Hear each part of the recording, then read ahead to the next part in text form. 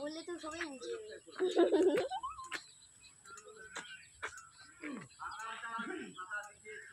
কোনোদিনও দেখিনি আমরা এই রাস্তায় গিয়ে আর একটু উপরে গেছিলাম, ওনার তো এসে আছে লাভ আছে। ভালো কাজ দিল আমার কাছে, কারো হোক বা না হোক আমার হচ্ছে।